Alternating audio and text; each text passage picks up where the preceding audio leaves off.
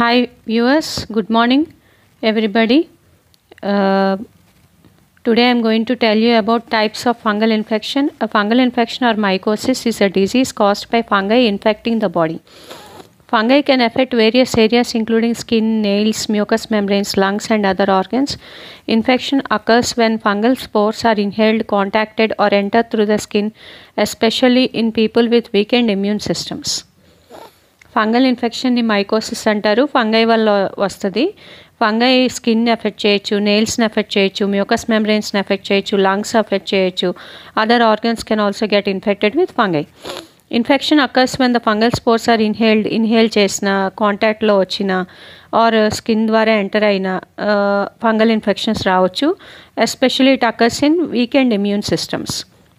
ఎవరి సిస్టమ్ అయితే immune system అయితే వీక్గా ఉంటుందో వాళ్ళకి ఫంగల్ ఇన్ఫెక్షన్స్ వచ్చే ఛాన్స్ ఉంటుంది. Fungal infections are classified into 3 main types based on where they affect the body. Superficial fungal infections, subcutaneous fungal infections, systemic or deep fungal infections. Superficial fungal infections అంటే outer layers of skin, hair, nails, mucus మెంబ్రెయిన్స్ని effect చేసేవి superficial fungal infections అంటారు.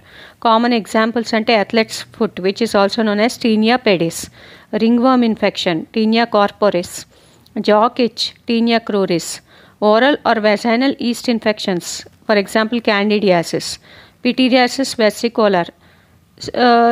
Pityriasis వెర్సికోలర్లో యూజువల్గా symptoms rashes, itching, redness, కొన్నిసార్లు nail discolouration, thickening కూడా ఉండొచ్చు. So ఈ superficial fungal ఇన్ఫెక్షన్స్లో athletes foot, ringworm infection, jock itch, oral or vaginal yeast infections, pityriasis versicolor.